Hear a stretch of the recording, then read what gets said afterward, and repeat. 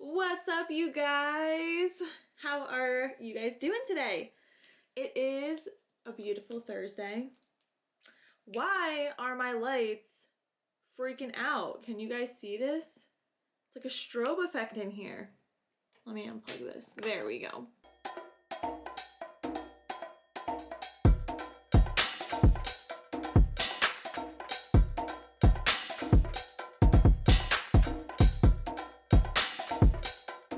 What's up, you guys? So today I kind of just wanted to hop on. I know in my previous video I mentioned that I am not 100% finished with my ear closing journey, and I did want to do an entire video just about that, but I have another step after this, so I thought I could just tell you guys about why I did it and kind of what happened along the way so far. And then when I go and get some stuff finished, I can tell you guys about that then. And I do still want to get them pierced. So that's also going to be part of the process because they are not pierced yet. I got them closed in September of 2020. And the reason that I got them closed is because I stretched my ears to 9/16 of an inch on March 15th, 2017. I stretched them from 9/16 to 5/8, and doing that stretch, you guys, okay, I got hurt, okay? That's basically what I'm trying to say here. I did get blown out ears. Both of them blew out. I was so unhappy.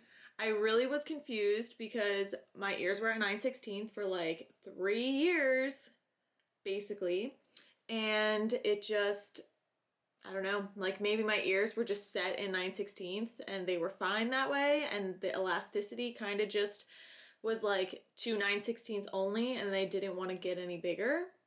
I'm going to put a couple photos right in here for you guys to see, so just a disclaimer, if you don't like to see gross skin or wounds or anything like that, just jump ahead 10 seconds or so. So I'm gonna put that in right now.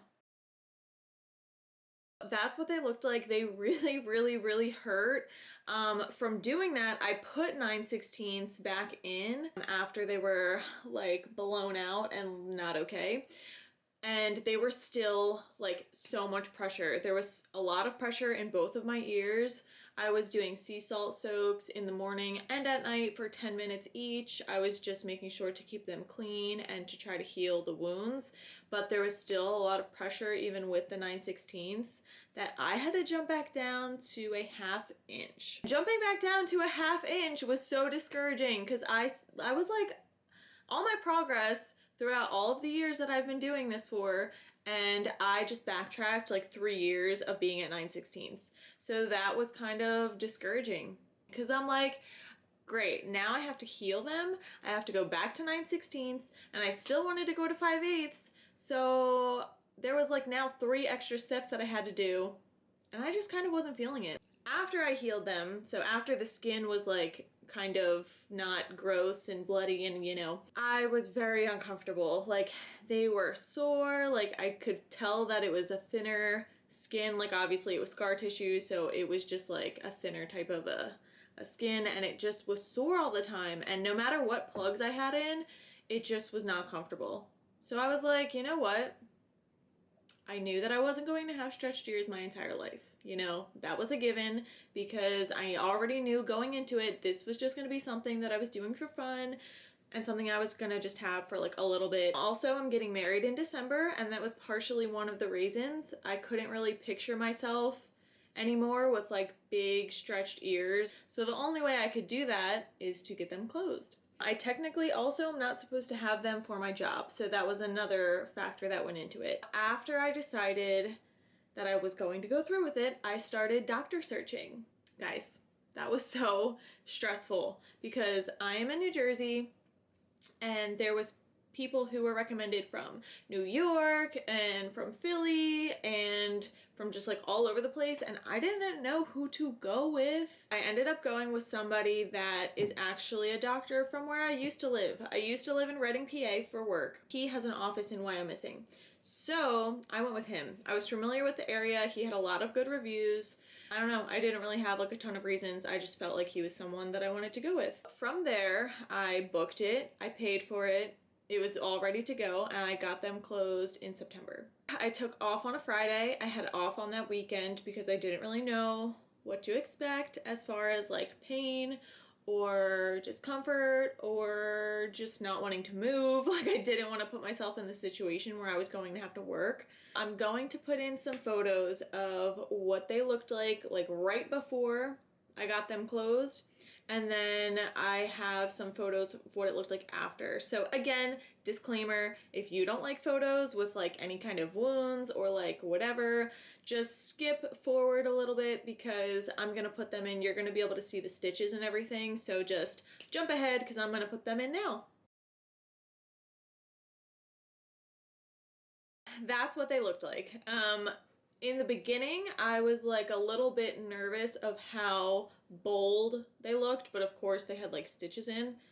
But you know, I was just like, wow, like these these scars are like right in the middle of the earlobe.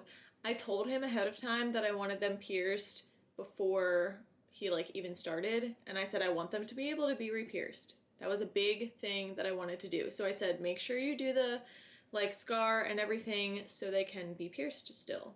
I'm still a little bit skeptical. Like, the scar, at least on my right ear, is like right in the middle of the lobe, and I'm like, you're not supposed to pierce over scars like that. You're not supposed to pierce over scar tissue, especially if it's a line. Like, I am afraid that's going to rip one day. I'm just afraid it's gonna rip. So I'll give you a little close up. You can kind of see this line here.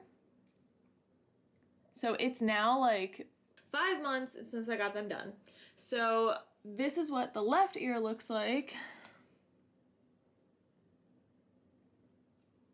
And you can see the difference between this ear and this ear. Like, there's a little extra like skinnage going on over here. And I had a follow-up with him in around the end of October, I want to say. He could look at them and see like what's good with them. So he told me that he wanted to wait a little bit longer and see how this like bounces back, because it's obviously a new wound. It's gonna have to gain the elasticity back, and he just didn't want to do anything until some more time went by. So now 5 months went by and it still is kind of looking just like it's got this like extra skin right here. Like, you see, you know what I mean? You know what I mean. I'm not a fan and I want to get that removed.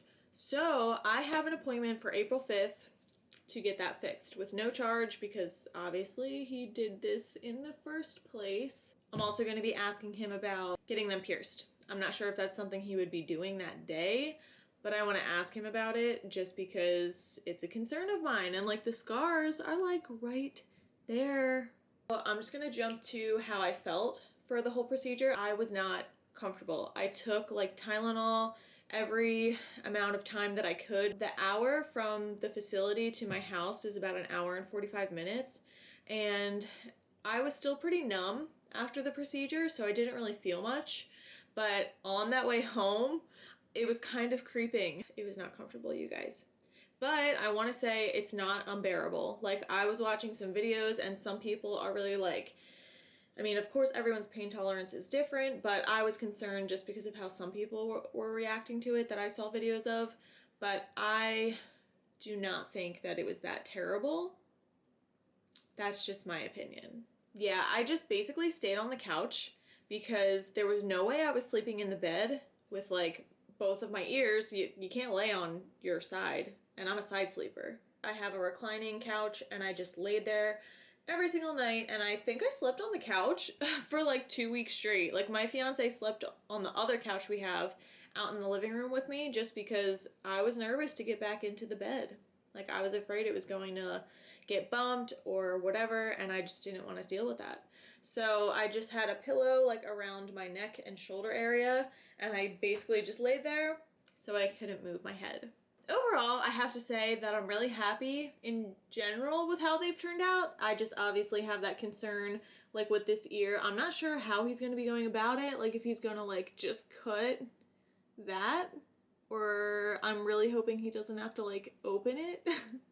I don't see how he's going to be doing it, but obviously he's the doctor and I'm not. I'm gonna make a video about it and you guys are gonna know, but I just wanted to give you this update because clearly this channel was all piercings and tattoos and stuff before, but yeah, I had closed them up. This is what they look like now.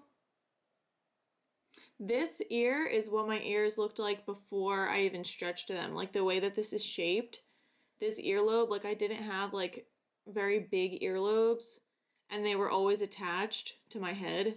So, I mean, it looks like what mine looked like before. This one don't. The tenderness of this area now, I couldn't pinch my earlobes for a little bit because they were really sore. But I use a balm on them. The brand is Pacifica and it's the CBD balm, Everywhere balm. I really like it. I like the way it smells, but also like CBD is really good for your skin and I just really like that one. And as long as you're moisturizing it, it's gonna be fine because you just want to gain that elasticity back and break up the scar tissue as much as you can. I will touch base with you guys from the April 5th whole thing, you know, that's gonna be going on. In the very end of this video, just wanted to say I just used this for the first time. It's gorgeous. I used the So Jaded ColourPop and Kathleen Lights collab palette, so that's what this is. This palette is freaking gorgeous. And oh, still got the plastic on there. But yeah, I did go off of this look from one of my favorite YouTubers. Her name is Angela Bright. Y'all should go check her out if you're into makeup and eyeshadow and things like that. But this look she actually like created and I just followed along with her tutorial because I'm still learning, y'all, so only so much I can do. Thank you guys for watching. I appreciate you sticking with me through this journey still, 3 years later, but I appreciate it and I hope to see you guys soon. Have a beautiful day. Bye.